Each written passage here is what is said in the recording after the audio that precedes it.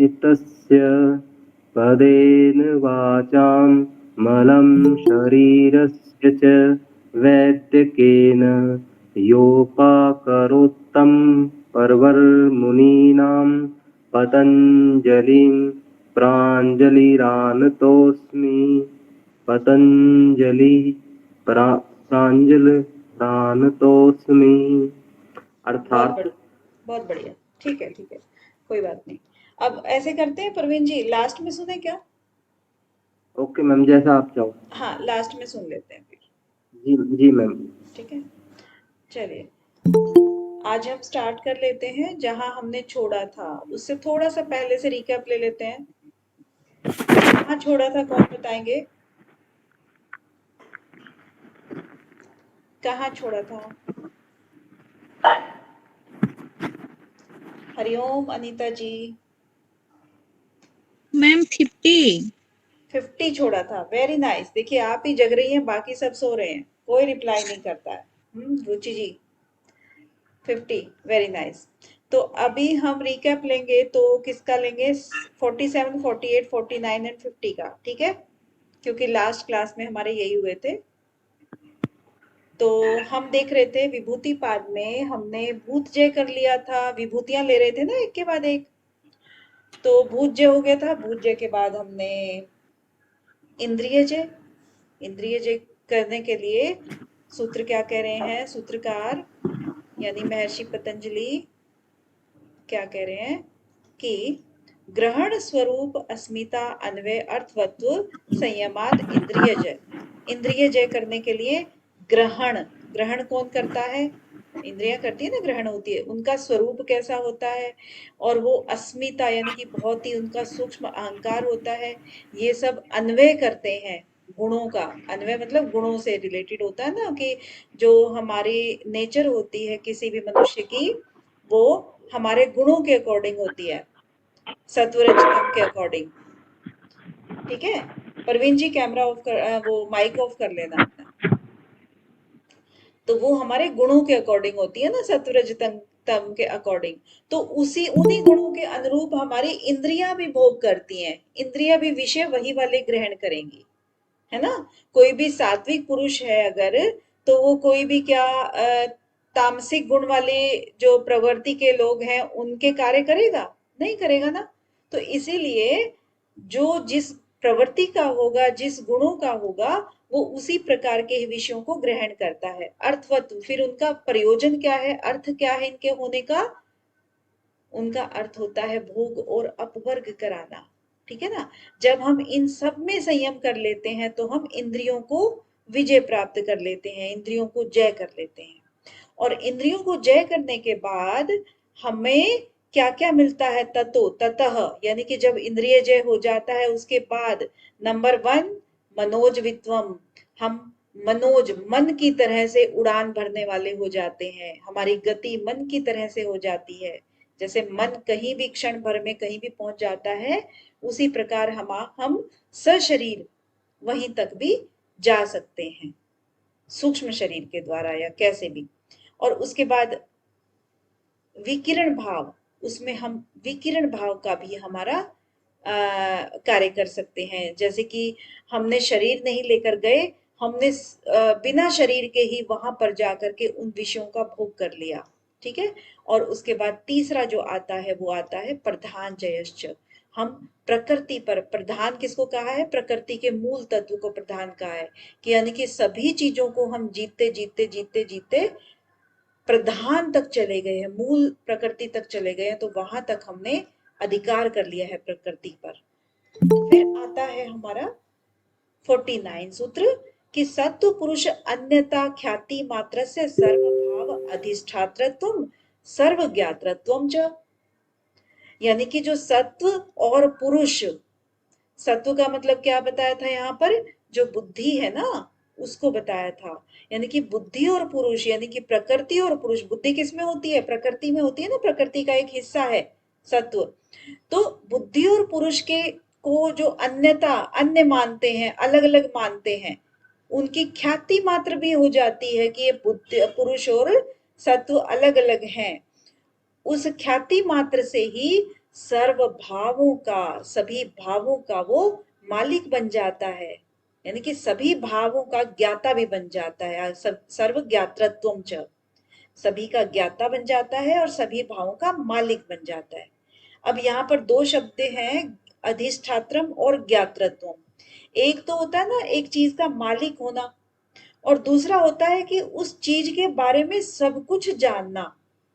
भाई कोई चीज आप मार्केट से खरीद के ला रहे हो, कोई भी चीज है, लेकिन एक तो आपकी वो हो गई, ठीक है, उसमें कोई दो राय नहीं है, लेकिन आप उस चीज की हर बारीकी को जानते हो कि कैसे बनी है, कितने समय की है, कितनी इसकी गारंटी है, ये वो, और किस तरह से बनी है, और क्या चीज के हटने से ये बिगड़ जाएगी, किस चीज के बढ़ाने से और ज्यादा खूबसूरत हो जाएगी, है ना। तो सब चीज के बारे में ज्ञान होना।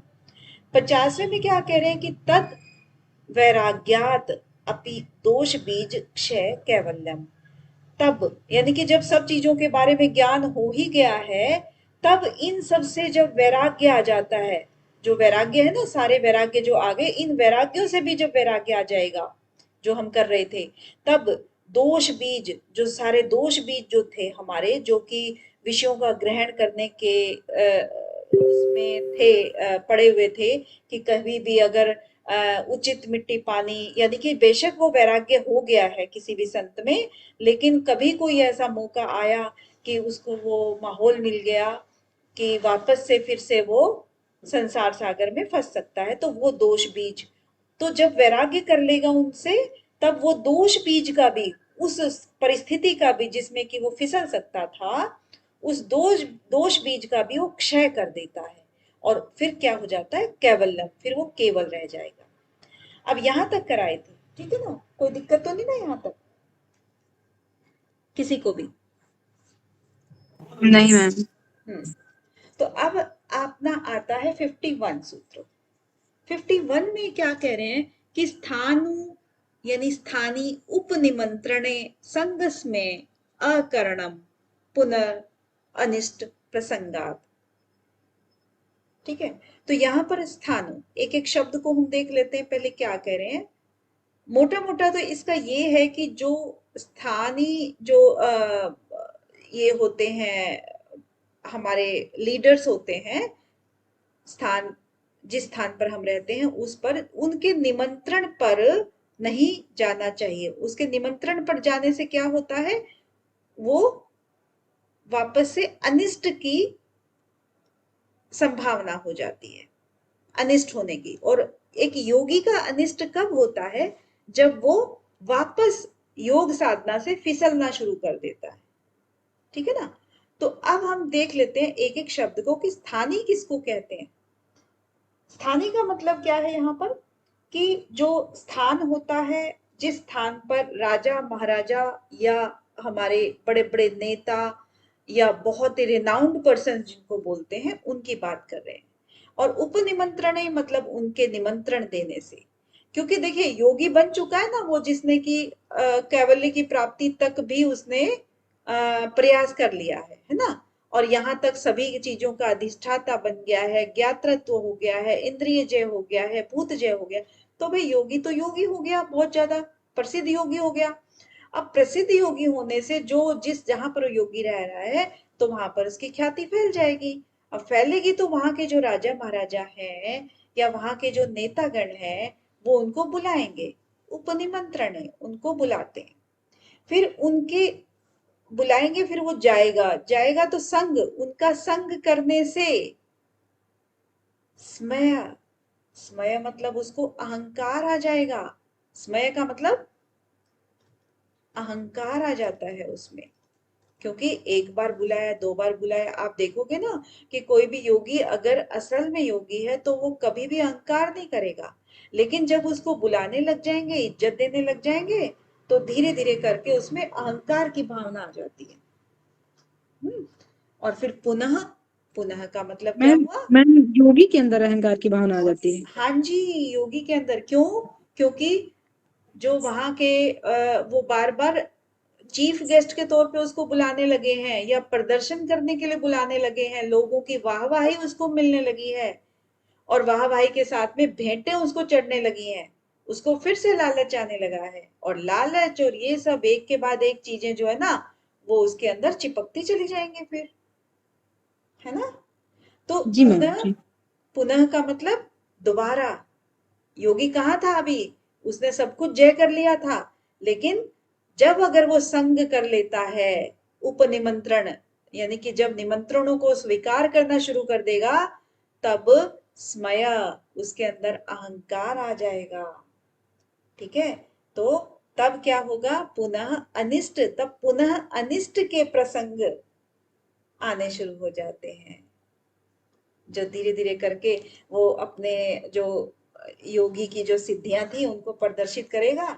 लेकिन जब जैसे जैसे प्रदर्शित करेगा, आपने सुना होगा ना, अगर आप कोई धर्म कर्म करते हो और उसका अगर आप पब्लिसिटी करते हो, तो वो आपके कर्म वहीं पे खत्म हो जाते हैं, जी क्योंकि मैम, उसकी शक्तियाँ क्षीण हो जाती हैं। उसकी शक्ति क्षीण हो जाती है। क्यों? जी। क्योंकि जिस पर्पज जो आपने किया था, पब्लिश नहीं करना चाहिए मैम ना उन हाँ चीजों की। बिल्कुल पब्लिक नहीं करना चाहिए। अगर आपने पब्लिक किया तो फिर दो लोगों ने आपकी तारीफ की, और तारीफ जो करता है ना कोई भी, तो इट मीन्स आपका धर्म कर्म कम हो गया है, कट गया है। ठीक है ना, क्योंकि आपको उसका फल जी मिल मैम। गया, मिल गया ना फल, खुशी मिली या कुछ भी मिला या अहंकार आया, कुछ भी आया, लेकिन फल तो फल होता है, आपके मन में तो ऊपर नीचे उतार चढ़ाव हुआ ना उसकी वजह से, तो इट जी मैम। मीन्स फल मिला, और फल मिलते ही कर्म का नष्ट होना तय है ना। तो इस तरीके से ये कहना चाह रहे हैं। तो पूरे सूत्र का क्या अर्थ हुआ कि बड़े बड़े जो राजा महाराजा हैं, या जो जो अधिकारी लोग होते हैं, तो उनके द्वारा जब बुलाए जाते हैं, तो उनमें आसक्ति और अहंकार आ जाता है, और पुनः पतन का मार्ग फिर शुरू हो जाता है। तो ये बात साधकों के लिए हो रही है, जो उन साधकों के लिए जो अच्छी स्थिति में पहुंच चुके थे, संप्रज्ञात समाधि तक पहुंच चुके थे, और असंप्रज्ञात तक भी पहुंच चुके थे, और बीज जो है ना उसका भुना नहीं था बस, क्योंकि बीज क्षय है ना, यहाँ पर दोष बीज क्षय, ये भुना नहीं था। लास्ट मोमेंट पे कहते हैं ना कि अगर 12 सीढ़ियां हैं और 12वीं सीढ़ी पे कोई चढ़ रहा है अगर, तो तभी उसका पैर जो है ना थोड़ा सा फिसला, फिसला फिसला फिसला फिसला फिसला, और यहाँ पर मंजिल कहाँ थी, बिल्कुल उसके सामने थी, है ना। लेकिन जी अगर मैम। वो फिर से उस चीज को कंट्रोल नहीं कर पाया, तो वो पतन हो जाता है उसका। ठीक है, खाई में ही गिर जाता है नीचे ऊपर से। हाँ खाई में गिर जाते हैं। तो कहने का क्या मतलब है कि जो साधना से जो ऐश्वर्य और वैभव पैदा होता है ना, तो उस वैभव में यदि हम आसक्ति कर लेते हैं और अहंकार कर लेते हैं, तो निश्चित रूप से हम पुनः जो है ना पतन का मुंह देख लेते हैं। क्योंकि ऐसे साधकों को लोग भेंट के रूप में तरह तरह के सामान देंगे, धन देंगे, और नेता अभिनेता ऐसे साधकों के पास जाना शुरू कर देते हैं, फिर वो अपना और गर्व से सीना चौड़ा कर देते हैं कि ये वो फिर सिक्योरिटी बिठाएंगे, फिर ये करेंगे वो करेंगे, फिर बेकार में डांट वाट देंगे उनको, तो वो सब खत्म ना, वो तो अलग ही तरह का फिर रास्ता उन्होंने अपना लिया, है ना। तो इसीलिए उनके पतन का कारण यहाँ पर बन सकता है। जी क्या मैम। चीज बन सकती है, जो वहां पर निमंत्रण के साथ में वो जाने लगते हैं। ठीक है, इसके मैम बाद हरियाणा में तो बहुत हैं ऐसे हाँ, महाराज। हाँ तो 52 वाला फिर क्या कह रहा है आगे सूत्र, कि क्षण तत्क्रमयो संयमात विवेक ज्ञानम। अब यहाँ पर थोड़ा सा देखने की जरूरत है कि विवेक ज्ञानम, आपको ना विवेक ज्ञान मिलेगा, विवेक ज्ञानम मिलेगा, हल्का हल्का डिफरेंस है इनमें, चीजें वही हैं, लेकिन क्लासेस का फर्क है बस। अब क्षण तत्क्रमयो क्या कह रहे हैं, कि क्षण और उसके क्रम में, क्षण तत्, क्षण और उसके क्रम में संयम करने से विवेक ज्ञान की प्राप्ति होती है। अब क्षण क्या होता है, क्षण, क्षण होता है जो सबसे छोटा कालखंड, हर चीज का एक वो होता है ना, अणु का परमाणु हो गया, ऐसे ऐसे करके हर चीज का सबसे छोटी जो चीज होती है, इकाई होती है वो, तो यहाँ पर ये काल की जो सबसे छोटी इकाई है, काल की सबसे छोटी इकाई को क्षण कहते हैं। ठीक है। अब क्षण और तत्क्रम यानी कि क्षण और उसका क्रम। मैम जो सेकंड से भी छोटा होता है वो छोड़ो। हाँ बिल्कुल, सेकंड से भी छोटा होता है, बिल्कुल छोटा होता है, जिसके फिर आगे कोई हिस्से ना किए जा सके। ठीक है ना, परमाणु के जैसे कोई हिस्से नहीं किए जा सकते वैसे। तो काल का जो खंड होता है क्षण होता है। ठीक है ना, सेकंड से भी छोटा हिस्सा, बहुत छोटा। अब आता है क्रम। नेक्स्ट वर्ड क्या है? तत् का मतलब तो क्षण और उसका क्रम ना। नेक्स्ट वर्ड आएगा क्रम। क्रम का मतलब क्या होता है? सीक्वेंस जैसे होती है ना, एक के बाद एक चीजों का क्रम में चलना। तो क्या कहना चाह रहे हैं उसके बाद? उस पर संयम करने से विवेक ज्ञान होता है। तो जिस तरह से जैसे द्रव्य का सबसे छोटा भाग जो विभाग रहता है वो परमाणु है ना, और समय का छोटा हो गया वो क्षण हो गया। यानी कि जितने समय में चलाया हुआ परमाणु पूर्व देश को छोड़कर, पूर्व देश का मतलब यहाँ पर क्या है? जो पहला जो जगह है और दूसरे जगह पर जाता है कोई भी चीज, है ना। पूर्व देश मतलब पहला की जगह और उत्तर देश मतलब दूसरी जगह पर छोड़कर जब जाता है तो उस मात्रा को क्षण कहते हैं। क्षण समझ में आ गया ना सबको? जिसका कोई मैम अभी समझ नहीं पाया इसको। है, अभी इसको समझ नहीं पाया मैम, इस नहीं वाले समझ, सूत्र। क्षण को नहीं समझ पाए अभी? नहीं मैम, क्षण तो समझ में आ गया, क्षण आ गया और क्रम भी हाँ समझ में आ गया। अभी तो मैं क्षण ही समझा रही हूँ कि क्षण जो कि एक के बाद जो दूसरा एकदम तुरंत आता है, यानी कि पहले वाले जो जगह को छोड़कर के अगले जगह पर जंप करता है, वो जंप करता है मीन्स जाता है, क्रम से जाता है। ठीक है ना, उसका हम उसके बीच में कोई भी हम भेद नहीं कर सकते कि भाई यहाँ पर वो जगह कोई भी छूट गई है, उसका विच्छेद नहीं कर सकते हम। ठीक है ना, लगातार चलता है, कंटिन्यूअस चलता है। ठीक है, और जो कंटिन्यूअस चलता है ना, ऐसे ऐसे कंटिन्यूअस चलता है तो उसको क्या कहते हैं? क्रम कहते हैं। तो क्षण और क्रम समझ में आ गया ना? क्षण और क्रम क्या होता है? जी मैम, जी मैम। जी अब मैम। क्रम को भी एक ये कह सकते हैं कि जो क्षण होता है वो क्षण कभी भी दो एक साथ नहीं आ सकते, है ना। एक के बाद ही दूसरा आएगा, दोनों एक साथ नहीं चल सकते, ऐसे आगे एक साथ नहीं बढ़ सकते। ठीक है, दोनों क्या है? एक के बाद दूसरा, दूसरे के बाद तीसरा, तीसरे के बाद चौथा, ऐसे ही आएंगे वो। ठीक है, जब वो पहला बीत जाएगा फिर दूसरा आएगा। तो ये क्षण का भी काम है और एक क्रम का भी काम है। क्रम भी दो एक साथ नहीं आते हैं। ठीक है ना, क्रम क्रम का मतलब ही होता है कि एक के बाद दूसरा आना, है ना। जी तो मैम। इन दोनों का तो हो गया ना, क्लियर है? यस मैम, ये दोनों वर्ड तो क्लियर है। हाँ, इसके बाद है संयमात। संयमात मतलब उस पे जब हम धारणा ध्यान समाधि करते हैं। अब इसमें ना ब्रॉड पूरा इसका एक मीनिंग है। कैसे है कि कोई भी चीज है, अब ये तो ना दुनिया में कितनी सारी घटनाएं होती हैं, कितने सारे कार्य होते हैं, कारण होते हैं, उसके पीछे कार्य करते रहते हैं। तो सभी चीजों की बात कर रहे हैं। किसी भी चीज में जब वो चीज घट रही होती है या बन रही होती है या खत्म हो रही होती है या कुछ भी हो रहा होता है, तो उसके अंदर क्षण और उसका क्रम रहता है ना हमेशा, क्योंकि वो चीज अभी कुछ ना कुछ उसके साथ हो रहा है, चेंज हो रहा है। तो जब हम उसमें संयम करते हैं यानी कि धारणा ध्यान समाधि करते हैं, और धारणा ध्यान समाधि का मतलब क्या होता है कि हम उसमें बहुत ही अच्छे से चीज को ऑब्जर्व करते हैं, बहुत जबरदस्त तरीके से धारणा करके, फिर उसके अंदर एक टक से एकाग्र करके ध्यान करके और उसके अंदर पूरी तरह से समाधि लगा करके, है ना। तो जब किसी भी चीज में अगर हम ये सब चीजें करेंगे तो हमें विवेक ज्ञान तो होगा ही होगा, उसको कौन रोक सकता है ना।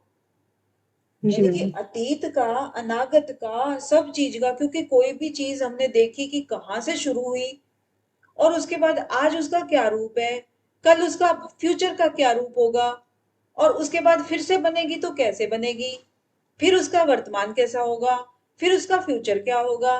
इस तरह से घटित होते होते हमें कितने साल हो गए यहाँ पर।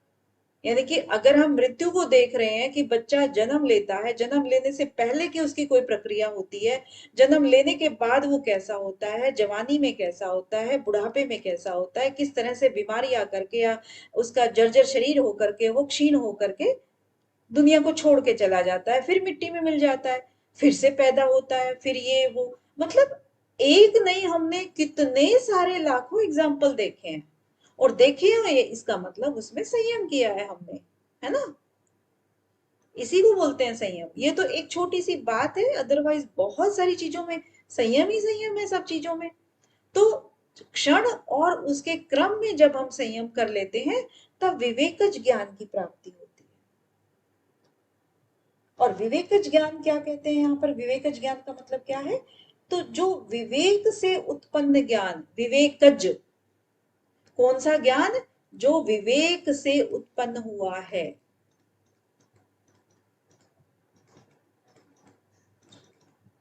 वो ज्ञान, वो ज्ञान क्या कहलाया, विवेकज ज्ञान। ठीक है, तो यही कह रहे हैं कि जो, हाँ जी, विवेक को कैसे समझे, विवेक का मतलब विवेक स्वयं ख्याति, से, अपने आप से क्या? विवेक ज्ञान वही ना जिसको अविप्लवा हानो पाए और ये वो जो पहले आ चुके हैं, विवेक ज्ञान तो मिल चुका है ना हमें, पहले ही मिल चुका है ना विवेक ज्ञान।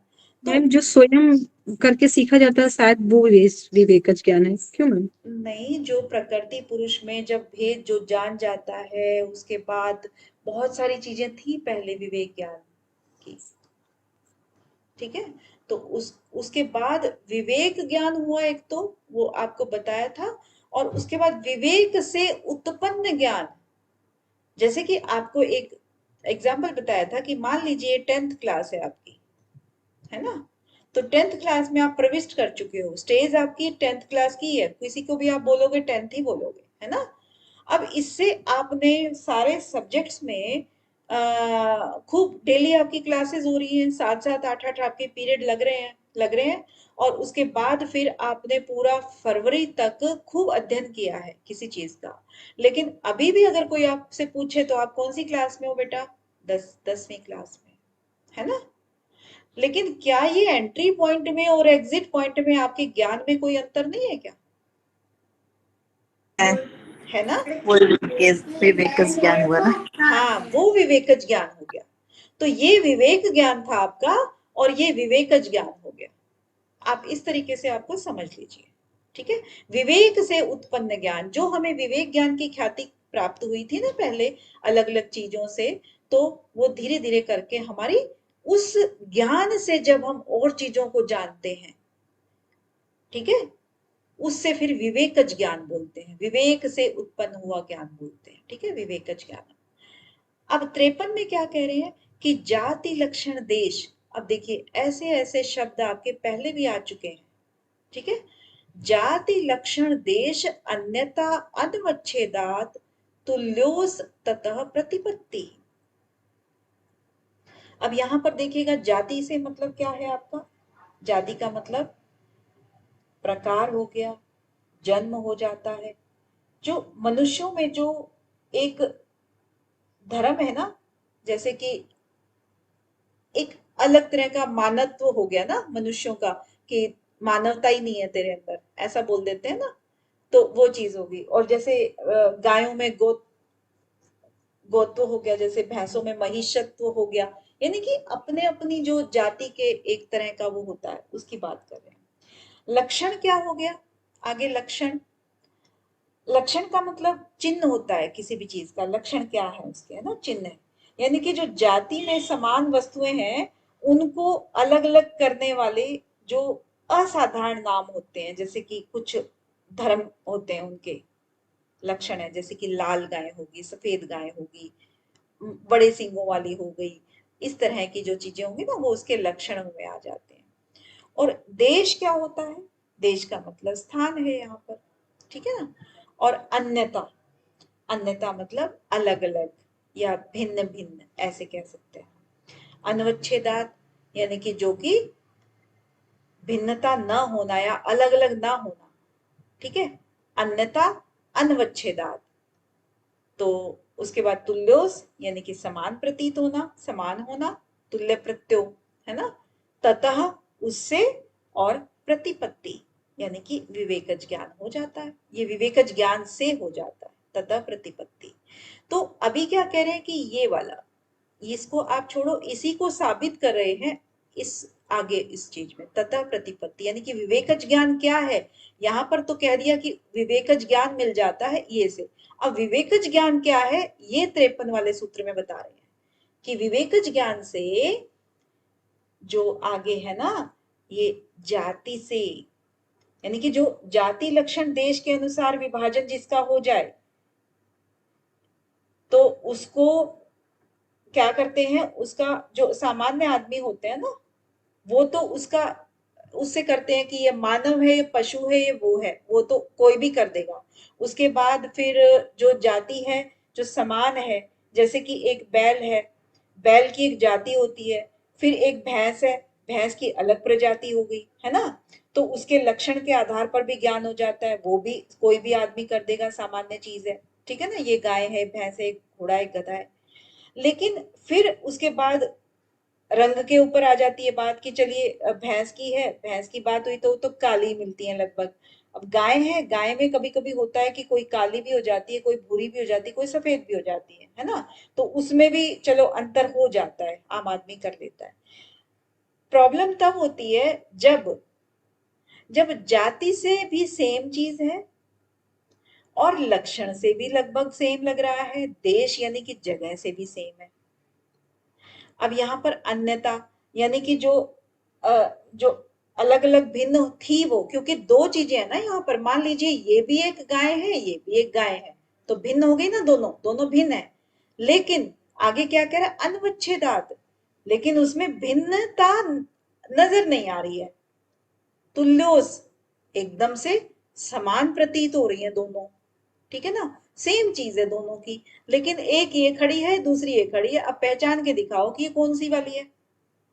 तो उनकी जो पहचान है, जो सेम सेम प्रतीत हो रही है, बिल्कुल सफेद है, सींगे भी बिल्कुल वैसी हैं, और उसके वही रंग है, वही रूप है, सब कुछ वैसा ही दिख रहा है, एक यहाँ खड़ी है, एक यहाँ खड़ी है बस।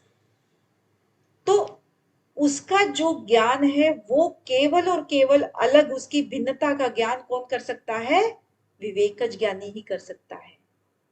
कैसे, मान लीजिए कि अभी उसको दिखा दी विवेकज ज्ञानी को कि एक आपकी गाय यहाँ है, एक यहाँ है, ठीक है। अब उसको किसी बहाने से उसको कोई, जैसे बोलते हैं ना कि चलो वो देखना सामने से कौन आ रहा है, तो उसका मुंह दूसरी तरफ करा दिया, और उसके बाद यहाँ पर आपने इन दोनों के स्थान चेंज कर दिए, इसको यहाँ ले आए और इसको यहाँ ले आए, ठीक है। उसके बाद फिर बोला कि पहचानो इनमें से कौन सी है, कैसे कैसे, मान लो ए बी दोनों के नाम रख दिए थे, और ए को इधर कर दिया, बी को इधर कर दिया। अब उनसे फिर पूछोगे कि बताइए ए कौन सी है इनमें से, बी कौन सी है, तो वो सही में बता देगा विवेकज ज्ञानी कि वो आपने जगह चेंज कर दी है इनकी, ये दूसरा कोई भी नहीं बता पाएगा, वो केवल और केवल विवेकज ज्ञानी ही बता पाएगा। क्योंकि उनके स्थान में देखिए, यहाँ पर देश भी है ना, क्योंकि आपने उसको बेशक स्थान में परिवर्तन कर दिया है, इसीलिए वो स्थान के परिवर्तन के अकॉर्डिंग ही बता देंगे आपको, उन्हें उतना पता लग जाता है, ठीक है ना। इसका मतलब ये हुआ कि बारीक से बारीक बदलाव को भी विवेकज ज्ञानी परख लेते हैं, ठीक है। जी आगे मैम। बढ़े। Yes ma'am. अब आता है 54, तारकम सर्व विषयम सर्वथा विषयम अक्रम च इति विवेकज ज्ञानम। अब विवेकज ज्ञान का एक और ये खूबी बता रहे हैं कि विवेकज ज्ञान और क्या होता है। जैसे तारकम, तारकम क्या होता है कि जो तर जाना, यानी कि प्रकृति और पुरुष के भेद से जो समझ में आ गया था उनको, और उनसे जब विरक्त हो जाता है कोई भी, एक आप पहले भी आपका सूत्र आया हुआ है ना, तारकम प्रति नष्टम अपि नष्टम, है ना, तो जी मैम। तारक के लिए प्रकृति नष्ट हुए के बराबर है, यही कहा था ना उन्होंने। तो इसका मतलब है कि ये वैराग्य हो चुका है इसको।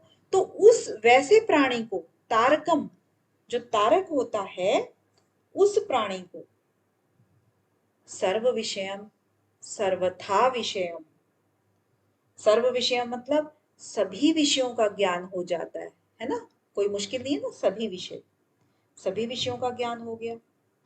और उसके बाद सर्वथा विषयम, सर्वथा, सर्वथा का मतलब सर्व अर्थ, यानी कि सभी तरह से। एक तो हुआ कि आपको एक कोई ज्ञानी है या कोई भी दृष्टा है, योगी के बारे में बात कर रहे हैं, उसको एप्पल है ये मान लीजिए, है ना, उसको ये एप्पल दिखाई दे रहा है, ठीक है। तो एक तो वो दिखाई दे रहा है, लेकिन अब उसको हर तरह से दिखाई दे रहा है, यानी कि हर कोणों से ज्ञान हो गया है उसको। या आप इसको एक कोई भी चीज समझ सकते हो, कोई भी डायग्राम जो कि आगे से भी आपको दिखाई दे रही है, पीछे से भी, दाएं से भी, बाएं से भी, हर कोनों से आपको चीज दिखाई दे रही है, तो आपको उसकी हर रचना का ज्ञान हो जाता है। सर्वथा में विषयम, सर्व अर्थ लिए हुए उसको ज्ञान हो जाता है, ठीक है। और एक फिर उसके बाद है अक्रम, यानी कि बिना क्रम के ही। और अक्रम कहाँ आएगा? च, यानी कि च मतलब पहले लगा देंगे कि सर्व विषय, सर्वथा विषय और अक्रम, अक्रम से उसको ज्ञान हो जाता है। क्रम से क्या बताया था ज्ञान, यानी कि पहले हम फर्स्ट क्लास क्लियर करते हैं, उसके बाद सेकंड आती है, फिर थर्ड आती है, फिर फोर्थ आती है, फिर फिफ्थ आती है। तो ये इसको हम कहेंगे क्रम से ज्ञान करना, ठीक है ना, इसको क्रम ज्ञान बोलेंगे। और अगर हमें ये सारी की सारी नॉलेज बिना क्रम के ही आ जाए, यानी कि हमने कभी सेकंड थर्ड ना करी हो और हमें फिफ्थ का पहले ही ज्ञान आ जाता है, हमने कोई इससे फर्स्ट सेकंड थर्ड नहीं करी, फोर्थ भी नहीं करी, कुछ नहीं किया हमने, पहले से ही हमें फिफ्थ का ज्ञान आ गया है, तो वो अक्रम यानी कि बिना क्रम के ही ज्ञान हो जाता है किसी चीज का। कभी भी किसी ने कोई भी कार्य नहीं किया, लेकिन उसको पता लग गया कि ये कार्य किस तरह से होगा, सीक्वेंस से, ठीक है ना, उसको अक्रम से बोलते हैं कि अक्रम से ही वो मतलब बिना सिखाए चीजों को सीख जाता है, ठीक है, कहने का अभिप्राय है। और इसके बाद इति विवेकज ज्ञानम, इसी को विवेकज ज्ञान कहते हैं, ठीक है। तो ये ज्ञान की जो है ना अंतिम गति होती है विवेकज ज्ञान। मैम तारकम को एक बार तारकम का अर्थ बता दीजिए, तारकम वाला। जो तर गया है ना उसको तारकम कहते हैं, कहते हैं ना जो तर गया है, ये तो इसको किसी चीज की कोई इच्छा नहीं रही है कि ये जो पाना था पा लिया, वही सब चीजें हैं सब, है ना, जी मैम। करना था कर लिया, ठीक है। तो विवेकज ज्ञानम हो गया। अब 55 वाले सूत्र में क्या कहते हैं कि सत्व पुरुषयो शुद्धि साम्य कैवल्यम इति, सत्व पुरुषयो, यानी कि सत्व यहाँ पर किस बात की बात कर रहे थे, प्रकृति कह लो या बुद्धि कह लो यहाँ पर, ठीक है ना, बुद्धि या प्रकृति कुछ भी कह लो। और पुरुष मतलब पुरुष, शुद्धि जब वो शुद्ध हो जाते हैं, और साम्य और कैवल्यम, तो यहाँ पर जो समान रूप से शुद्ध हो जाते हैं, ठीक है ना। अब जैसे कि मिलावट किसको कहते हैं, जब प्रकृति और पुरुष दोनों मिल गए थे उसको मिलावट बोल दिया, है ना, और दोनों अलग अलग हो गए तो उसको शुद्धि बोल दिया। शुद्धि होती भी तो तभी है ना जब अलग हो जाते हैं किसी चीज से। तो जो दोनों जब समान रूप से अलग हो जाएं, किसी में किसी की कोई मिलावट नहीं है, तो वो कैवल्य कहलाती है, ठीक है। सत्व और पुरुष की शुद्धता, कैवल्य प्राप्ति, ठीक है। तो यहाँ पर आपका पूरा विभूति पाद संपन्न हुआ। किसी को अब बताइए, कोई किसी को दिक्कत है किसी भी सूत्र में तो आप पूछ सकते हैं। मैम इसमें तो सत्व तो नहीं होना चाहिए मैम, जो पुरुष कैवल्य को प्राप्त कर जाएगा तो वो तो समाप्त हो जाएगा ना। नहीं, इन्होंने ये क्या कहा है कि सत्व पुरुषयो शुद्धि साम्य, जब शुद्धि हो जाती है, शुद्धि का मतलब क्या हुआ, प्रकृति अलग हो गई है, पुरुष अलग हो गया है, तभी तो कैवल्य होगा ना, अलग होगा तभी तो। मैम अभी योगी का शरीर तो है ना इसमें, केवल उसे ज्ञान हो गया है प्रकृति और पुरुष का अलग अलग।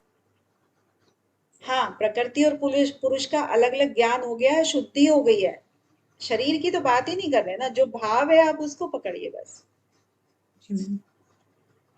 जब इसमें शरीर का शब्द ही नहीं है, तो मैम ये साम्यता को हम लोग क्या समझेंगे? साम्यता को कि समान रूप से शुद्ध हो जाते हैं, यानी कि प्रकृति भी तो अपने मूल रूप में आ गई ना, मूल स्वरूप में, और पुरुष अपने उसमें अलग हो गया है, शुद्ध स्वरूप में आ गया, उसमें किसी में कोई मिलावट नहीं है।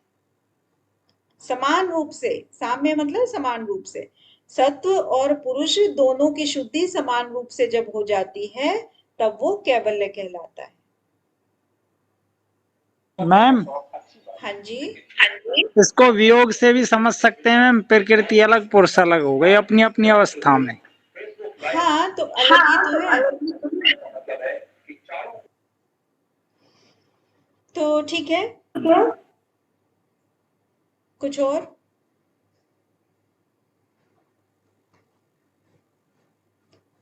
फिर रीड कराएं क्या?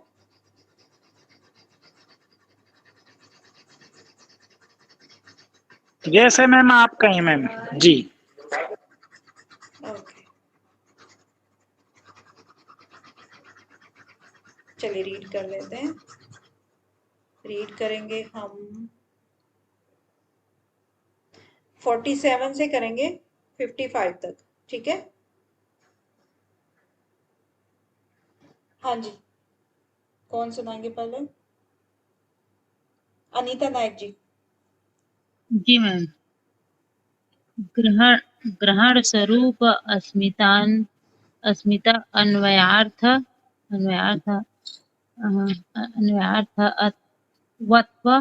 संयमादि इंद्रियजयः ततो मनोजयुक्तं विकिरणभावः प्रधानजयश्च सत्पुरुष अन्यता अख्यातिमात्रस्य सर्वभावाधिष्ठातृत्वं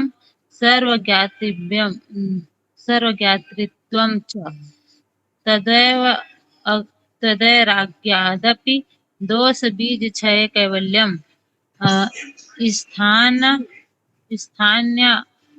निमंत्रणे संगस्यं संगस्मयाकरणं पुनरनिष्ट प्रसंगात् क्षर तत्क्रमयोः संयमाद्विवेकजं जन ज्ञानम जातिलक्षर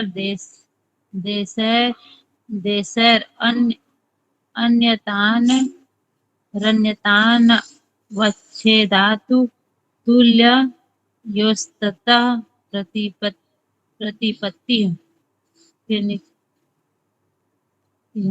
तारकं सर्वविषयं सर्वथा अविषयं क्रमं चेति च इति विवेकजं ज्ञानम सत्पुरुषयो शुद्धि साम्ये कैवल्यम। बढ़िया। ज्योति जी थोड़ा सा स्पीड से पढ़ो अगर पढ़ा जाए तो। Okay ma'am. ग्रहण स्वरूप अस्मिता अन्वय अर्थवतः संयमाद इंद्रियजय ततो मनोज्वितम विकरण भाव प्रधान जैश्च सत्व पुरुष अन्यता ख्याति मात्रस्य सर्वभाव अधिष्ठातृत्वं सर्वज्ञातृत्वं च तद वैराग्यद अपि दोष बीज से कैवल्यम स्थानी उपनिमंत्रणे संग समय अकरणम पुनरनिष्ट प्रसंगात क्षण तत् कर्मयो संयमादि विवेकच ज्ञानम। Ma'am next. जाति लक्षण देशेर अन्यता अनवच्छेदात तुल्ययोश ततः प्रतिपत्ति तारकम सर्वविषयं सर्वथा विषय अक्रम च इति विवेकच ज्ञानम सत्व पुरुषयोषु धी साम्य केवलम इति। Very nice. धर्मेंद्र जी। जी मैम। 47 ग्रहण स्वरूप अस्मिता अन्वय अर्धतत्व संयमाद इंद्रिय ततो मनोजित्व विविकरण भाव भावे प्रधान जय चे सत्व पुरुष अन्यता ख्याति मात्रस्य सर्वभाव अधिष्ठातृव सर्वज्ञातृव चे तद वैराग्यादम अपि दोष बीज छे केवल्यम सिथानि उपनिमंत्रणे संग समय अंकरणम पुनः अनिष्ट प्रगसात है क्षण तत् कृम्यो संयमाद विवेकज ज्ञानम जाति लक्षण देशे अन्यता अनवच्छेदात तुल्ययोसम तत् प्रतिपत्तिम मैम नेक्स्ट तारक सर्वविषय सर्वदा विषयम अक्रम च इति विवेकज ज्ञानम सत्पुरुषम पुरुषो शुद्धि साम्य केवल्यम इति और इति ठीक, समाधि साधन विभूति पाद। जी मैम। प्रवीण जी।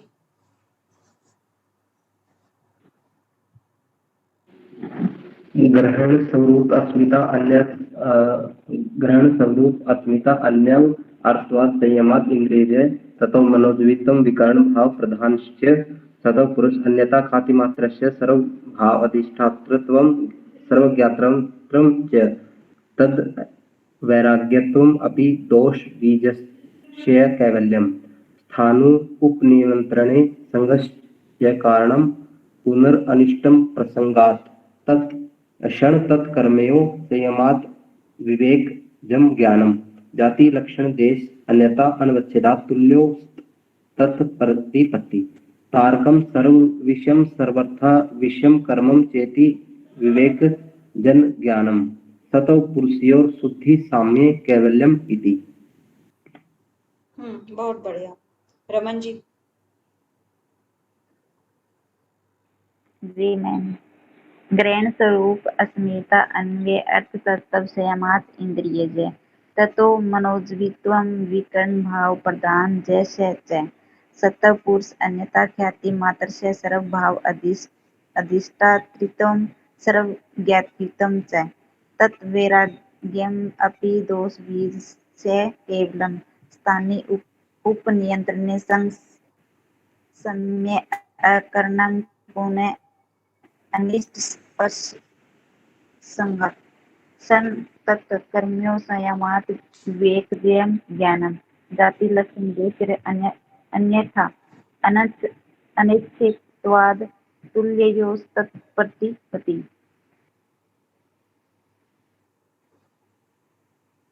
तारकम सर्व विषयम सर्वथा विषयम अकर्मम च इति विवेक ज्ञानम सत्व पुरुषो शुद्धि साम्य केवलम इति। बहुत बढ़िया। उसके बाद रुचि जी। जी ग्रहण स्वरूपास्मिता अन्वयार्थवत् संयमाद इंद्रियजयः ततो मनोज्वित्तं विकरण भावः प्रधान जयश्च सत्पुरुषान्यता ख्यातिमात्रस्य सर्वभाव अधिष्ठातृत्वं सर्वज्ञातृत्वं च तद्वैराग्यादपि दोषविच्छय कैवल्यं स्थानोपनिमन्त्रणे संगस्मयाकरणं पुनरनिष्ट प्रसंगात् क्षण तत्क्रमयो संयमाद् विवेकजं ज्ञानं जाति लक्षण देशै अन्यता अनविच्छेदात् तुल्यो ततः प्रतिपत्ति तारकं सर्वविषयं सर्वार्था विषयं क्रमम् अक्रमं चेति विवेकजं ज्ञानं सत्पुरुषयो शुद्धि साम्य कैवल्यम इति। इति। श्वेता ठाकुर जी।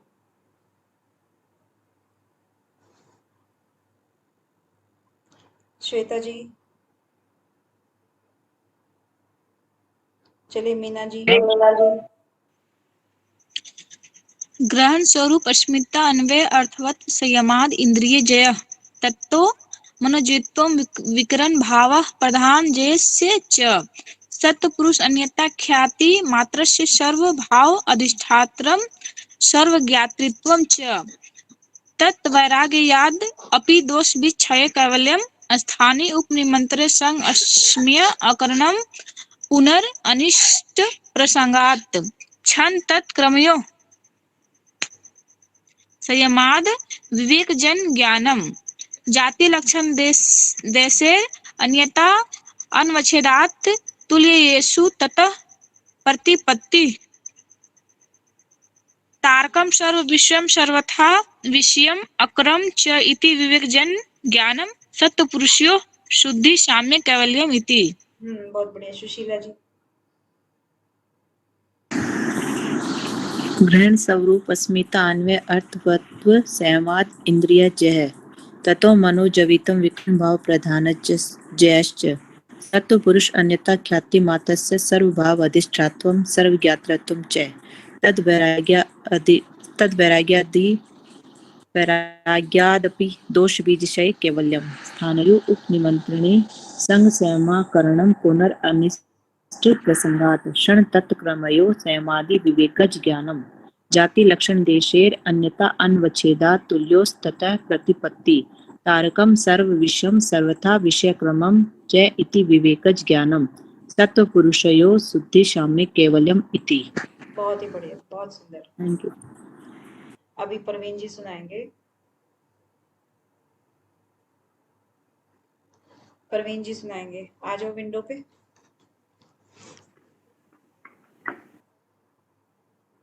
Ma'am 1 minute. मीना जी तैयार है ना? जी मैम। आपको लास्ट में बताने हैं? मैम रेडी है।